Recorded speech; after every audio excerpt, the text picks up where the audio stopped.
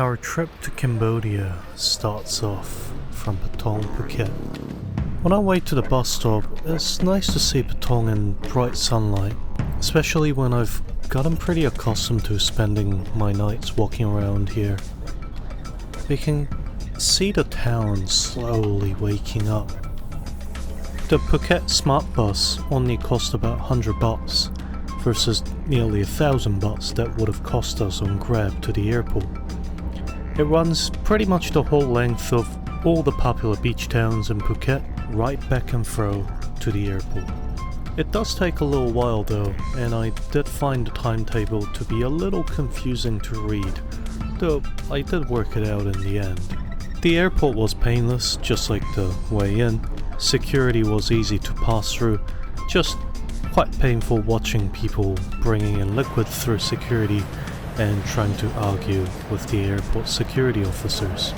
If you can't follow simple instructions like that, I'm not sure how you manage to get through your normal day to day.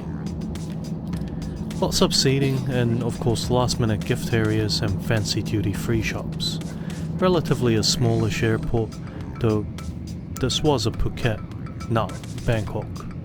It's here that I finally found chocolate that was made in Thailand that I wasn't able to find anywhere else in the country. It's got some hill coffee and pomelo. It was great, beautiful kick of coffee with a slight aftertaste of pomelo with a very consistent flavour of cacao. Other than the kid sitting behind me trying to give me a back massage with her foot through the chair occasionally, the flight wasn't a bad experience overall. Looking at it from the air, the clouds do look different. It's a weird thing to notice, but they're thicker and lumpy, more three-dimensional than the usual clouds in New Zealand. I only say this as New Zealand's name is Aotearoa, the land of the long white cloud. Regardless, this flight only cost me $150 New Zealand, maybe a couple of dollars more. It's crazy that you can enter a different country for so little. It's not something that's possible travelling from New Zealand. The Siem Reap airport has a very different vibe for the airport that we've just left. Quieter than Phuket, in fact, potentially the quietest airport I've ever been, and definitely was the quietest one I've been on this trip. No endless stalls of exchange and SIM card places. After customs, which is also just a simple trust me bro system just like in Phuket, you are immediately outside. The airport bus was absolutely painless and the guy spoke excellent English. Air conditioned and relatively comfortable enough. On the way to the city we saw the countryside and the excellent sunset. Cambodia feels similar to Thailand, but it isn't at the same time.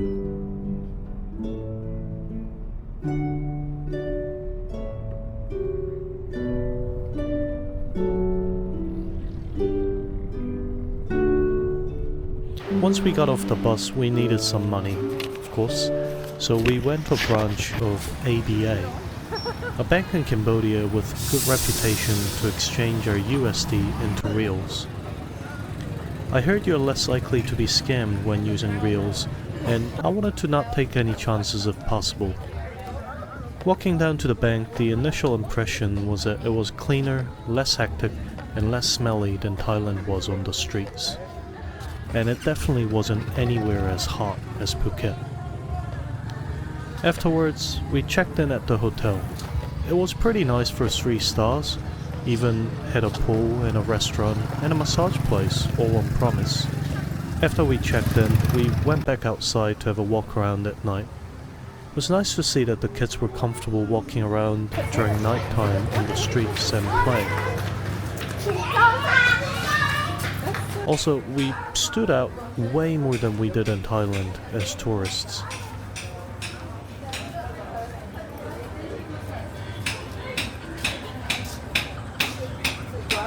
Even though it's not my scene, it's got a pretty vibrant nightlife and feels a lot safer than Bangla Street, even with all the vendors trying to hassle you here. There will be kids who chase you down the streets and try and sell you shit, just watch out for it. Otei means no, so just tell them that. After a good dinner at a place that our guide in the future actually recommended that we try, we went back to the hotel for a good night's sleep, as we had quite a busy couple of days planned out for us.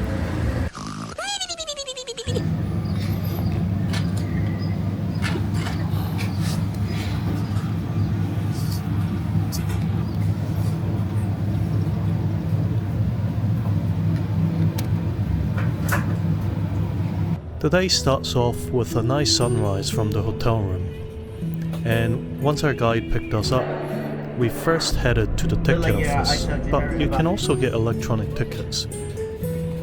Me and my friends just couldn't seem to get the electronic ticket working properly, unfortunately, though I actually prefer having the paper ticket, because now I have something to remember the strip by as well. Through this trip, our guide Kiss gave us a incredible history lesson and also a philosophy lesson. I couldn't have asked for a better guide. He went over how Cambodia was a Khmer Empire and Siem Reap used to be the most populated city in the world, and now that only about 40,000 people live in the city center. Our guide used to be a child soldier in the Cambodian Civil War. He described what it was like to hold an AK-47 in his hands since the age of 13, until the war ended 3 years later.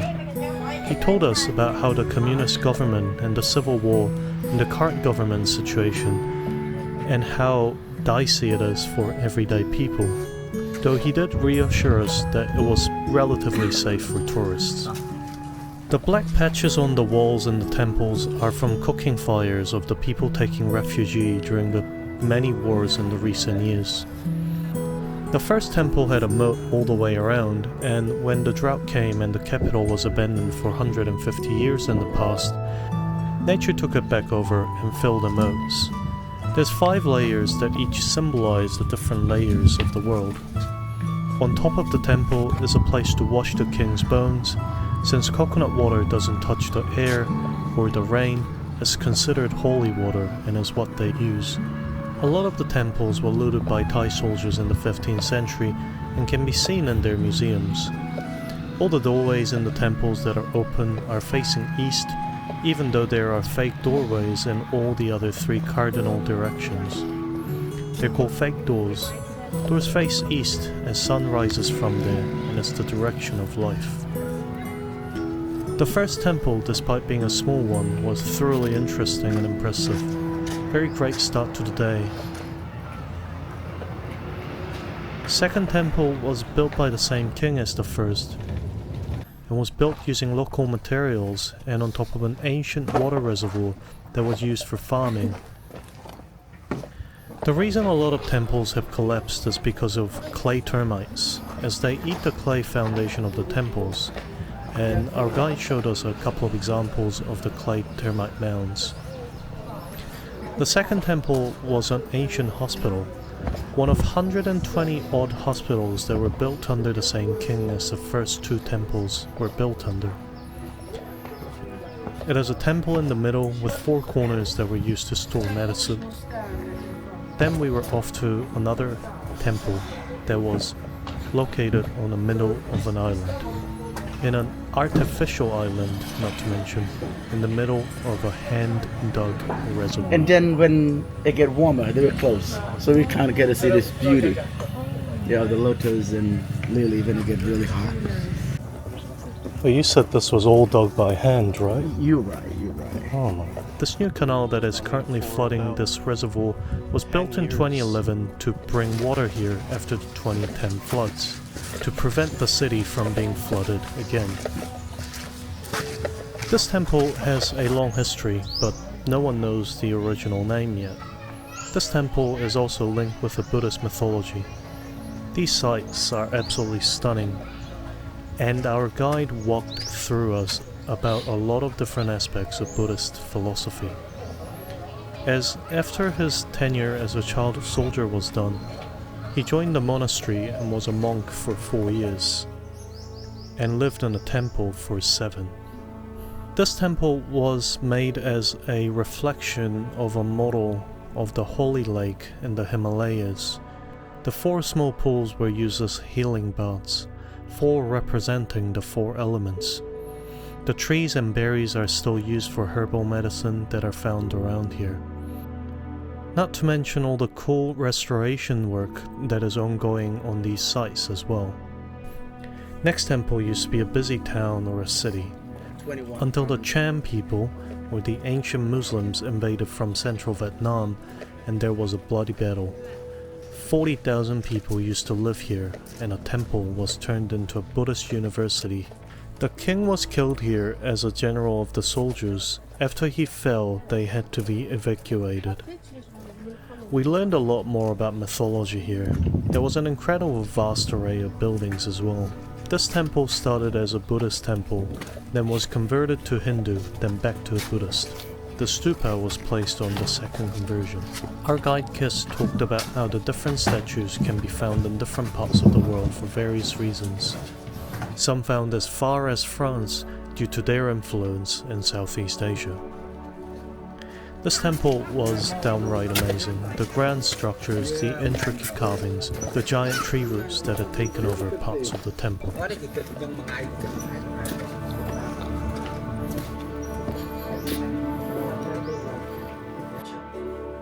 most of the destruction caused in this temple.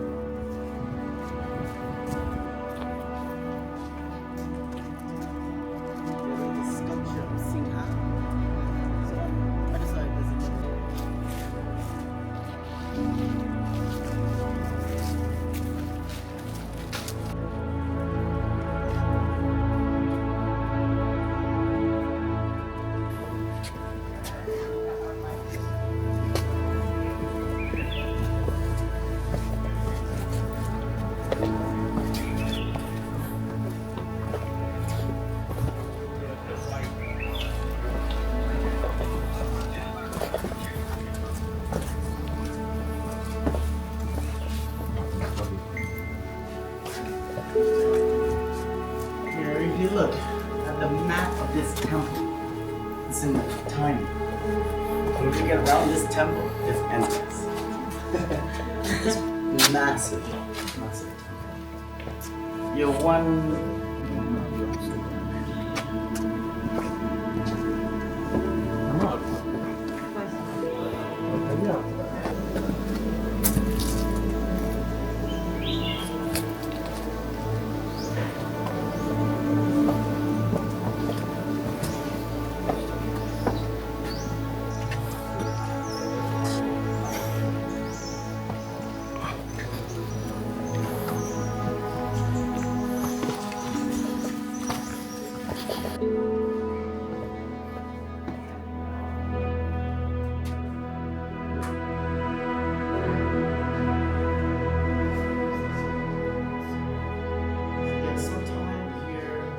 Then we were due for a quick lunch break on a lunch spot.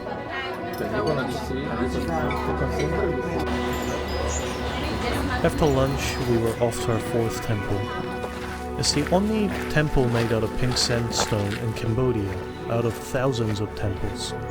It's the most intricately carved temple in the world. A temple built as part of the town. 3 towers to commemorate the 3 gods. This place was a battlefield until recently, and you'll see bullet holes as you go through the complex. The temple was completely lost in the jungle until a very recent rediscovery. And all the doors on this temple are very low so that you would have to bow when entering the holy grounds. There are very clear signs of battle. The bullet holes were heartbreaking.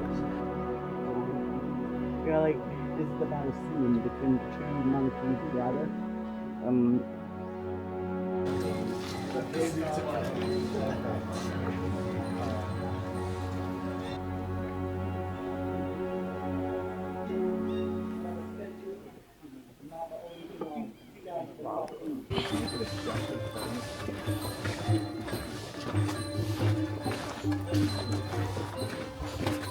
the end of the temple, there was a traditional music group playing, all of whom were missing limbs from landmines from the Civil War.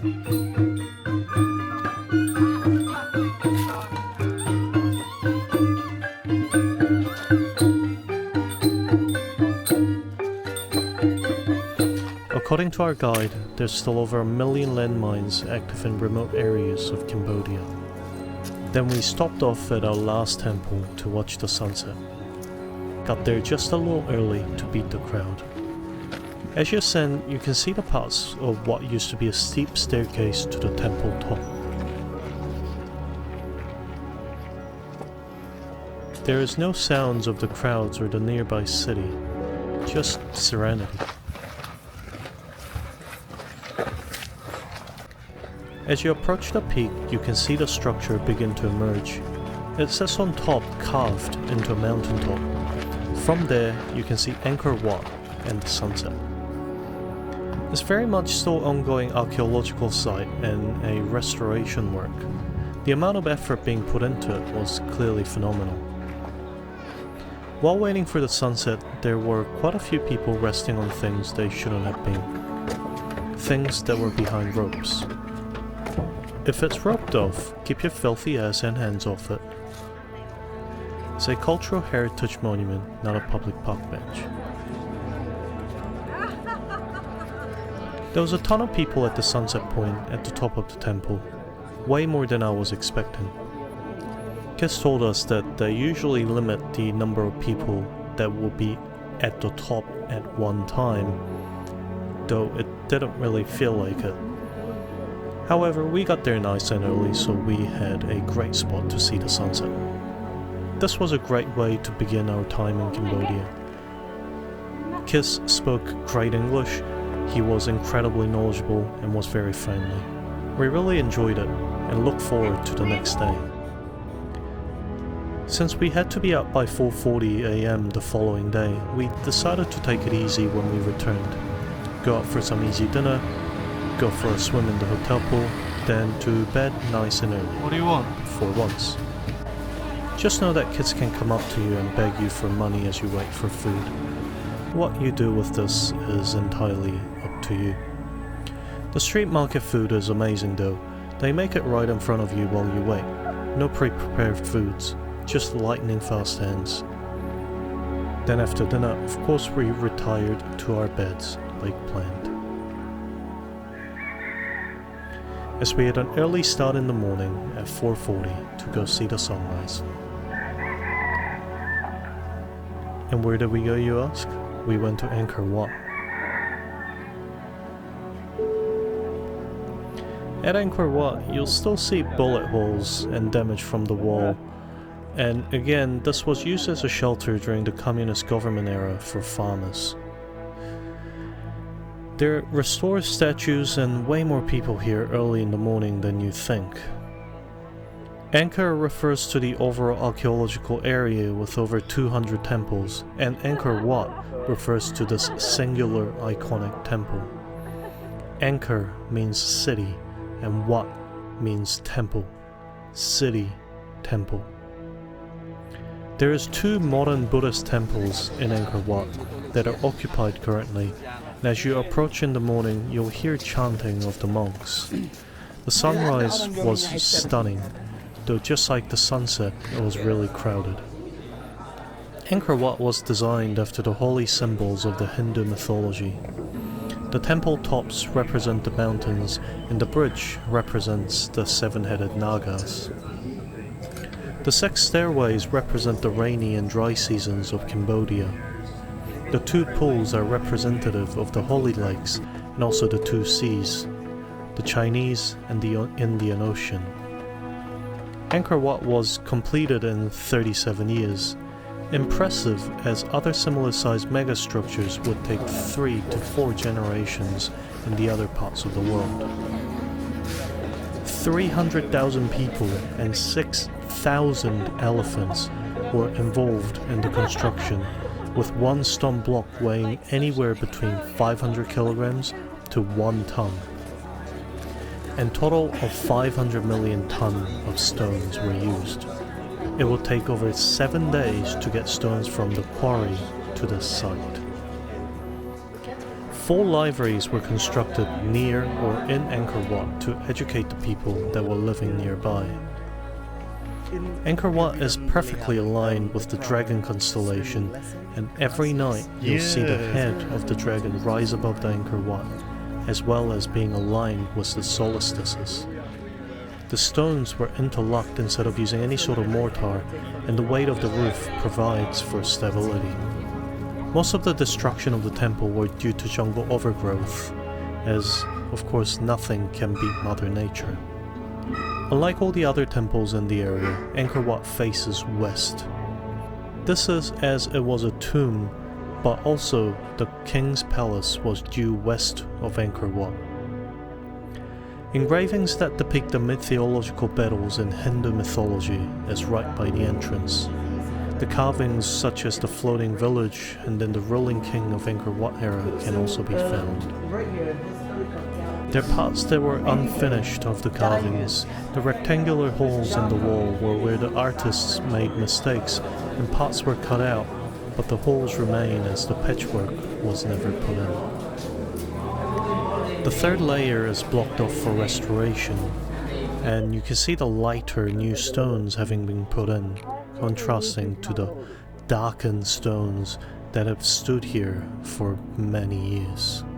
In the way out, you can see King's Gate with no stairs. He didn't need one, as he would step off his elephant straight onto where he wanted to be. After our visit at Angkor Wat was finished, we headed off for breakfast and a bit of coffee.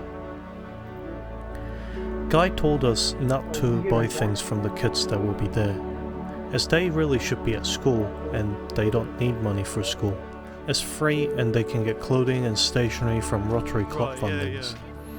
The sunrise at Angkor Wat was definitely worth getting up at 4:40 though. The breakfast place was very white, as I would describe it, as in the food was very Western for the most part. Then we were off to the Tomb Raider temple. It's one of the few temples that were dedicated to the female Buddha instead of the male Buddha. The eastern gateway was destroyed by the trees growing on them. It used to be made of 4 laughing Buddha statues. Temple is surrounded by a 1,000-meter long wall. It used to house 12,500 people inside and 80,000 people outside. It has 2 different enclosing moats and was used as a university temple, with a firehouse outside the eastern gate and a dancing hall with a place for 650 dancers. It was converted from Buddhist to Hindu in the 13th century, and all the statues were removed and the carvings were chiseled out. It was impressive seeing nature take over, seeing that tree take root. 12 years were spent in restoring the dancing hall, and the Buddha heads were stolen and unknown as to where they are. Our guide explained that you used to be able to climb on those ruins, but there were a few people who pushed the rules and ruined it for the rest of us. The red colors on the wall are from when the temple was reconverted into Buddhism in the 16th century. The termites were slowly corroding the foundations of the temples. Here we saw some monkeys, and also walked past another group full of mine survivors. The smiling Buddha can be seen going through the western gate. The Tomb Raider temple was interesting. It had a lot of tall trees and you could really see parts of it that were reclaimed by nature. However, a lot of it was very crowded, even more so than Angkor Wat.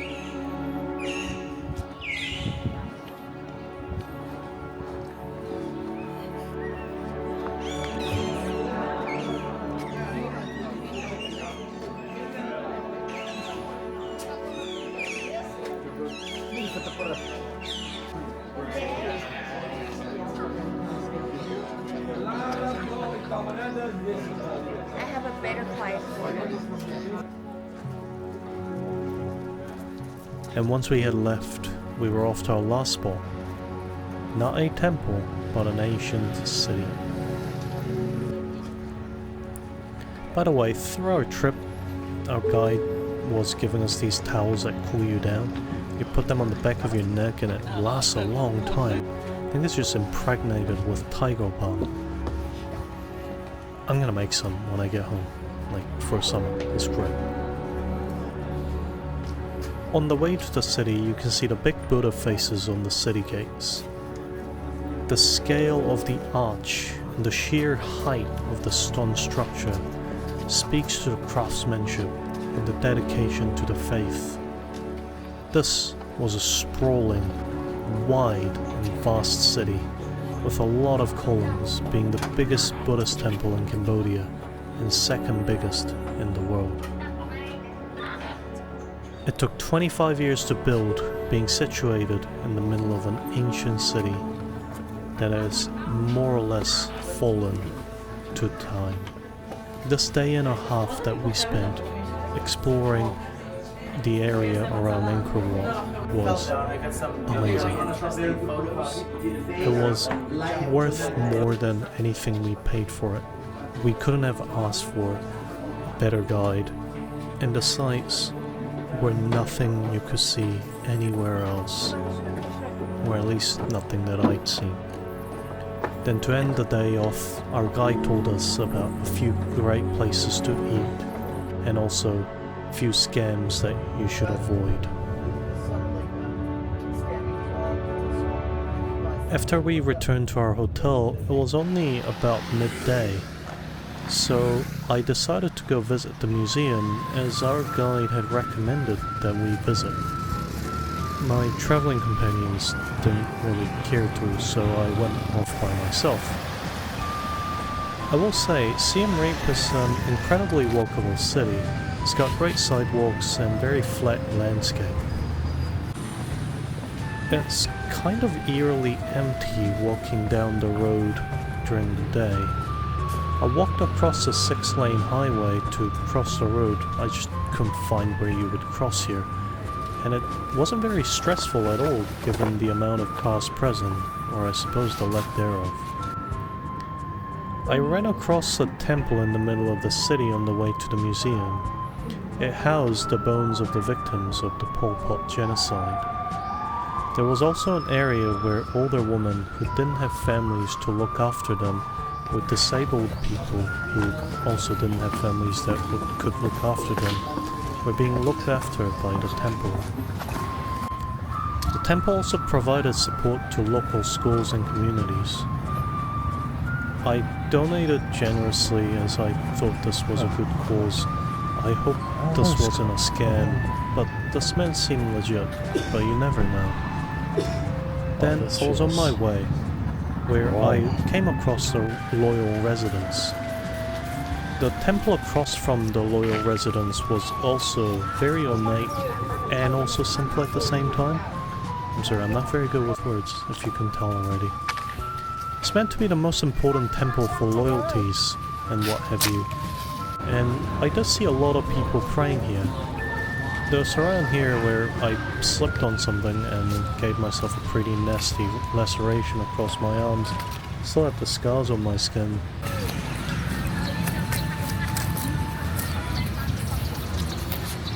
That shit hurts, kind of. And I walked around, didn't realize I was bleeding everywhere. I walked around for like 30 minutes, not knowing, and realized, oh, why's there red stuff on my camera bag? Oh, I'm bleeding. Anyway, that was a pretty good call. I had to now go and find a pharmacy or something. And then I got distracted because the Royal Museum was not too far from there. It was $12 and $5 more to get into the museum, and also an audio guide. I was asked to not take any pictures, so I did not, out of respect. I did not get the audio guide as my budget was running a little thin in Cambodia, but I've been to plenty of free and paid museums, so I wanted to just see how it compares. The museum starts with a video. For whatever reason, the whole intro section has weird vignetting issues, and the video itself was mediocre at best. Nothing in there that wasn't already in the little free brochure at the front. The first section was 1,000 Buddha images. It's cool to see all the statues that were missing from the actual temples. They're incredibly preserved and some even restored. The plaques do go into details, but most statues are of similar variety.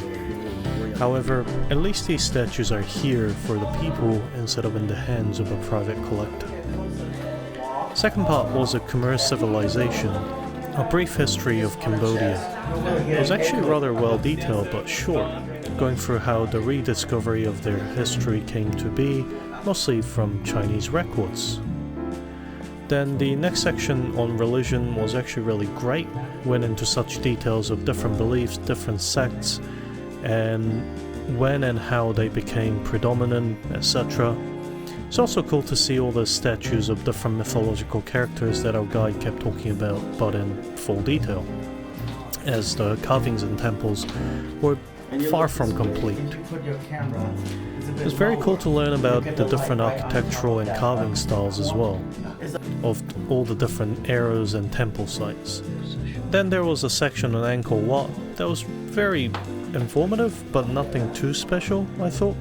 There wasn't much in that I hadn't previously read in the museum or was explained away to me by my guide already. The scale model of the temple did put the pieces together in my head for how much more grandiose the place would have been during its heyday though. Also, if it says no cameras, it obviously means no phone photos too, right? So how come people can't follow instructions? Come on. After the Angkor Wat section, there was a section on Angkor Thom, which had a lot of cool statues, and it was good to read more about the Khmer king our guide talked about a lot, that had built the first few temples we'd visited, as well as the hospital. The section on discovering history through stone inscriptions and how ancient Khmer language evolved over time was also fascinating, and last section on how ancient Khmer fashion evolved over time, with statues dating to every period, which I also found relatively interesting. And of course, before I exited, there was the obligatory gift shop. After leaving the museum, I went off to find a pharmacist to deal with the cut on the arm. I really just wanted something to clean this wound with that wasn't tap water, and also slap a band-aid on it. Big band-aid on it. Overall, the museum was nice. Was it worth nearly 20 New Zealand dollars when Auckland Museum was only 5 New Zealand dollars? Well, maybe, maybe not. I found it educational and interesting, but I feel that unless you're like me, it's probably not the best bang for buck.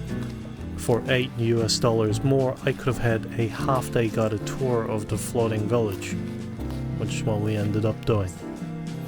I then ran across this place that had miniature models of different temples for $2 USD.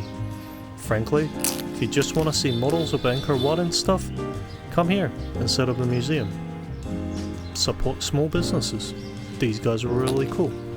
Though this whole time I've been looking for a pharmacy, and I'm gonna be honest, the pharmacies here are a little weird. The desk is pushed up by the door and you're not allowed to go in. I assume that's to prevent theft? But anyway, I found the cleanest one I could and asked for something to clean it and something to slap over it, and that cost me like less than $1, so it was perfect. And then a quick 7-Eleven stop before I went home to wash my wounds before we went and saw the dance show. Small rest, then we headed up to the venue. Cambodian tuk-tuk drivers are much more readily available than Thailand. We did, however, go to the wrong venue and had to rush to another. The show felt a little short, but the costumes were impressive and dances were well coordinated, and food was okay.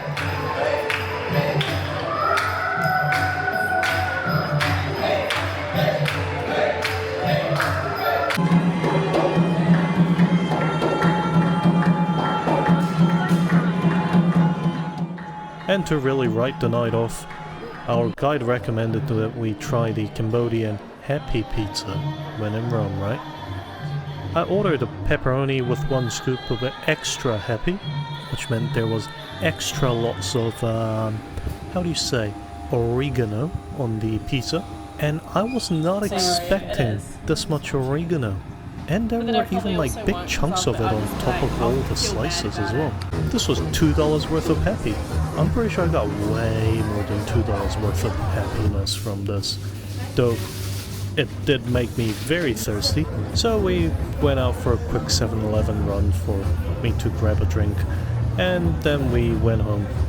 I actually turned in and slept like a brick after a long day. I'm sure the happy helped a lot too. On our last day in Cambodia, we had a bit of a late start, which was great because we had a very busy couple of days already. And on our way to the floating village, we saw a bunch of weddings. Apparently it was wedding season. First stop was the market before the floating village, where the local people come and sell their stuff. This market used to be part of an ancient city before the capital was moved to be near Angkor Wat. And we were told that a lot of people have to shop there every day, as they can't afford to have a fridge, and so therefore it's the only way to have fresh meat and stuff around. The greens here are often foraged from the jungle, not farmed. A lot of people use piggy banks instead of bank accounts here. Lots of fresh seafood from the lake.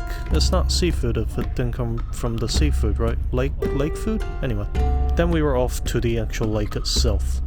We rode through the rice fields here, and we were told that they can only use this rice field during the dry season, as the water rises from the lake to cover the fields during the wet season. Once we had arrived, we got onto the longboat, with what sounded like an old car engine in the back. It was cool to see the everyday life of people, fishing, smoking fish, doing boat maintenance. During the full wet season, the water comes up all the way to the floors of the houses, so you can imagine how much the water level differs here. The river/canal opens up to a lake that seems unending.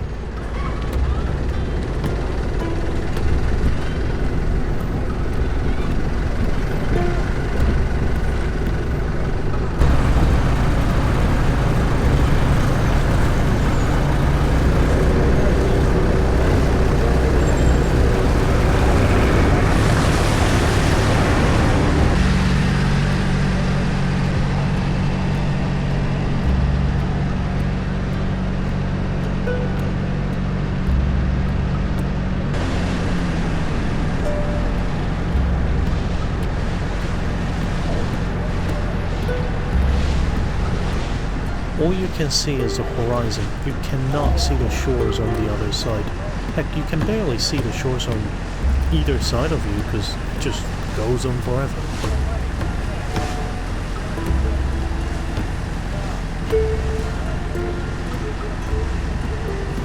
The crocodile farm where we stopped to watch the sunset was quite interesting, with the crocodile taxidermies and skulls and even live crocodiles on display.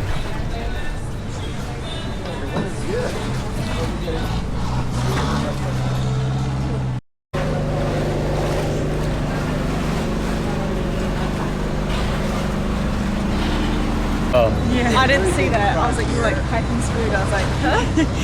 I now see. He's not interested in it. Yeah. Oh my god. They're massive.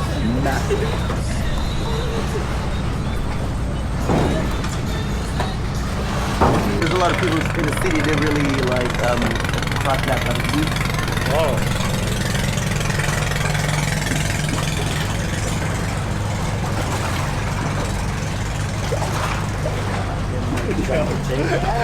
That's scary. One's gonna pop his head out. While waiting for the sunset, I managed to get myself the best banana passion fruit smoothie I've ever had. And also a very polite young man brought it to me, so props on him.